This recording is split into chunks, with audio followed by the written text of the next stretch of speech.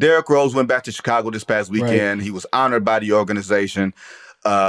Really well done. Like the Bulls bring back, with the exception of a couple of notable players, they bring back their former players pretty well, right? And they brought back a lot of Derrick Rose's teammates. Yep. It was a nice ceremony before the game, during the game. They had stuff in the atrium. It was just really, really well done. And then they also announced Saturday morning that they're going to retire Derrick Rose's jersey next year. And it's only like 4 numbers up there. It's not that many. It should only be 3 because, Scottie Pippen got his jewelry courtesy of Air Jordan Jewelers. But it's 4 jerseys up there. And that's your former teammate, BJ. You ain't got to say it. I'm saying it. BJ, a smart person once told me, what did he say? Michael Jordan was so great, he went to the Hall of Fame as 2 players, himself and Scottie Pippen. I ain't gonna tell you who said it, but somebody real smart told me that. You know what I mean? And I was like, man, that's insightful. So going back to Derrick. Yeah, okay. Going back to Derrick. Youngest MVP in NBA history. Yes. Inglewood's like he's Chicago bred and born and all of that. And Chicago has a rich grassroots basketball history. And Derrick Rose is the guy that was drafted number 1 and was the youngest MVP in 2011. And everything that happened after that, the injuries and the relationship that sort of fragmented. But to see it back now, to see Derrick at 35 years old talking to a crowd, knowing Derrick Rose has been a quiet introvert and everything else throughout the course of his career. Just speak to the relationship being repaired and how important that is for him and just his own growth and how you've seen him speaking to 20,000 people when he didn't used to like standing in front of the microphone. Yes. Well, listen, first of all, it was such a pleasure and an honor to be able to work with this young man and his family. I mean, the Rose family, they're an extended part of our family here. And to see that word that you said, the growth in this young man from a shy, sometime until you got to know him, it could come off as painfully shy. He was so shy.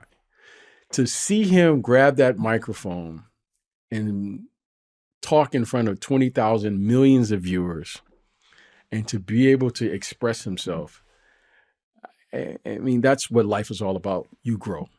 And to see him do that with his family and his wife and his children and former teammates and family members and all of the people, Vinny, it was just phenomenal to see. And you grow, and this is the business part that you may not understand things, but in the end, he is from Chicago. One of the greatest things ever, Vinny, is we're in the business. You've covered sports for, I don't know how many years now, and you've done an incredible job. But Vinny, the storytelling of Derrick Rose's story, to me, it's just an incredible story that we can all identify. Yes. Here's this young kid, comes out of Inglewood. You and I grew up in Detroit. We know it. We know that story. Yes, we do. Kid makes it, gets drafted by his hometown team. That's all of our dream. Like, hey, I dreamed of playing for the Pistons. It didn't happen, but I dreamed about it. Well, it happens for him. Kid goes on in 3 years from getting drafted to the MVP. Well, that's a story. And then out of nowhere, he has an injury and he falls down. Name someone who hasn't fell down or had some type of setback in life. He gets back up and continues his career and plays, 17, 18 years or something in the NBA. And he gets a chance to get his number retired in his hometown. The storytelling of this is a movie. Vinny, this is a Hollywood script. So to see all of this and to see the growth in this young man, to see what he's gone through and to live it out in front of millions and millions of people and to get through it, by the way, is an accomplishment. And there's more to the story to come. So congratulations to him and his family, for him to to be an example for his kids and for the millions of people all around the world that have followed his career and to support him and what he's been able to do just states volume. You can see the response of people can identify with his story. So if there's anything to learn is, when I think of Derrick and his career, the perseverance that this young man has had throughout his career, it's been nothing short of amazing. For him to be able to continue to get up time and time again to give you his best, that's what a champion is all about. And he is a champion. He's terrific. But behind the scenes, his family and the people that here, they were there for him every step of the way. We tried to do the best we could for him in the representation part of it, but truly it was Derrick and his family. He just had a will, and congratulations to him, the Bulls, what they were able to do to honor him, and knowing what this young man means to the city of Chicago says a lot. I don't know if that was planned for them to retire his number, but certainly they got a lot of good points.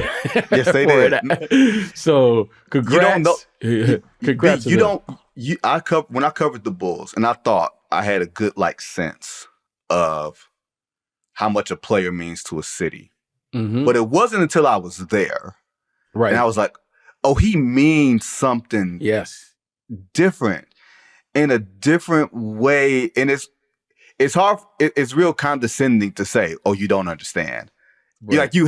I hate when people say that, because you're trying to say that I am incapable of getting this on a level. But with Derrick in Chicago, it is so on the ground. It is so meeting regular people who know him or know the family. He is literally Chicago's son. Isaiah Thomas is Chicago's son. Tim Hardaway is Chicago's son.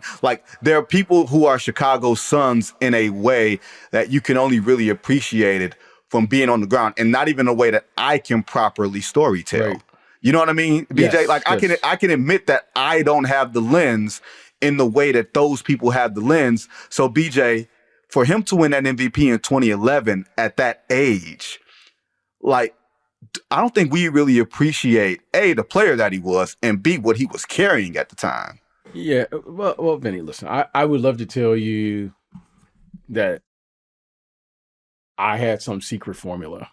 I would love to tell you that, it was Tom Thibodeau. I think that was his first year coaching, right? Mm-hmm. First or second year coaching Derrick at that time. I would love to tell you that people thought that Derrick Rose could even be an all NBA player at that time, let alone the MVP. Okay. But what I did know, Vinny, was that this kid, when the cameras were off, he was just as good as when the cameras were on. That's the one thing that I loved as an executive. I loved it as a player. I love it as an agent. I get a chance to see what's going on when the cameras are off. And when you can see what's going on with a player in the off season, it's easy to say who's going to be, MVP or whatever. Now, and the reason I can say that is because, Vinny, back in the day, every player tried to come back every year with something new to their game. Mm-hmm. You don't see that as much now. Mm-hmm. The offseason used to be a time where you would add to your game. You weren't just working on one aspect of it. You would come back, well, this year I'm going to actually have a mid-range shot, or I'm going to have whatever it is you needed to work for your team. Right. That summer, from year 2 to year 3, he had figured out the spacing that was required to play in the game. And the reason he had such a leap was because that was the first summer where he actually realized, in my opinion, what his speed was really for. It was to get him in trouble, and it was to get him out. And he knew how to control his speed. If you watch him, he played at different speeds. Derrick was as fast as anybody, especially with the ball in his hand. But he would just, all of a sudden, he'd be going real slow and boom. He would be going like, quarter speed, boom. He would go fast and stop. And that is when he figured out he could manipulate the game. And once he figured all of that out, because he never played, he just played at different rhythms, at different flows, and he could attack. He could be like standing there, and all of a sudden, I can still picture that. Remember that move against the New York Knicks where he was just like on the wing and he just crossed over and bam! It's just like, oh, it was just like he knew how to utilize his speed. The hardest thing to teach someone who's fast is how to slow down. Mm-hmm. Mm-hmm. He mastered that. He mastered the art of stopping, starting, playing half speed, full speed, and he never gave you an opportunity to catch his rhythm. And that third year, everything went right. He understood how to manipulate a game from the lead guard position. He understood how to keep the game close when he needed to so he could win it at the end. He understood if he was up, how to stomp on somebody. He understood what I like to call, he knew how to take a team and take players to the deep end. He'd take you there. He'd say, okay, I can't beat you in the first quarter. I can't beat you in the second quarter, but I found an opportunity in the third where I'm going to take you in the deep end and take you under. He understood how to take a punch. He understood, it just came to him. I wish I could tell you I got the secret formula. We talk about it, but it's harder. He's the one that got to go out and do it. Well, right. He did it. And it happened for him so fast that he absorbed it. He did it. It was all him. He deserves all of the credit. And he just had one of those years. He just had where it all came from, but he was the reason why. And I was fortunate enough to watch him that entire summer. I wish that I would have had his practices from that summer, because that is what the kids need to see. Oh yeah, you saw the MVP. Yes, you did. You saw the results of it. But truly, the work, getting up early in the morning, pushing through the workouts, doing it when there was no cameras around, being in the gym by yourself, living that life so that when the cameras were on, he was the same person. And that, if there's one thing for the young people to learn is to say, what are you doing when no one's watching? And I just happened to be there and I saw it. And you know what is funny about that? You know who was there every step of the way with him was Russell Westbrook. I never imagined that I was watching two MVPs in the same gym. That's crazy. When I think about this, those two, I mean, it's no accident when you're watching Russell right now, because you know what he's done. So to be able to watch Derrick and to watch Russell, knowing that Russell was right there, I mean, those two were like inseparable. And to know that both of them went on to become MVPs in this league, come in the league at the same time, to be that athletic. When I tell you it was a blessing to watch these two, it's a point guard's dream.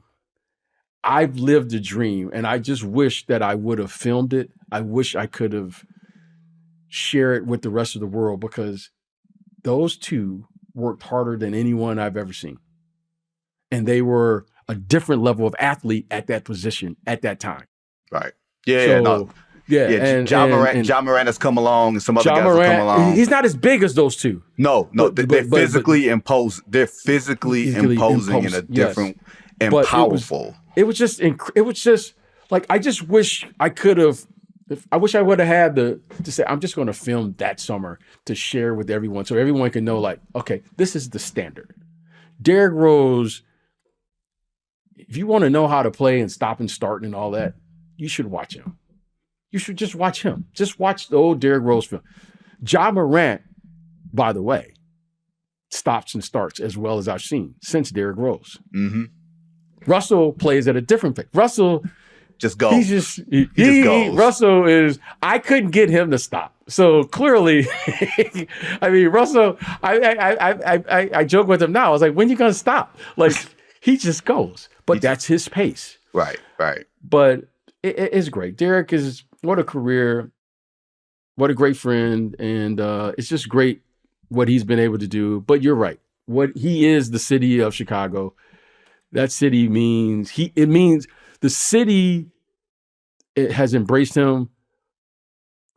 And we all say this, but I haven't seen a player embrace the city like he embraces Chicago. He is Chicago through and through. Like, no matter where he's at in the world, he'll let you know, where you from? I'm from Chicago. He's from Chicago. Yeah. So the Chicago dudes is different. Chicago, and I say that with all affection. Them Chicago dudes is different, man. Yeah. That one day we're going to look back at that 2011 season with Derrick, because I think because of the injury that happened the next year, right, and the fact that he wasn't able to continue to play at that MVP level, people looked at it a certain way. But man, that season was special. Absolutely special. It was crazy.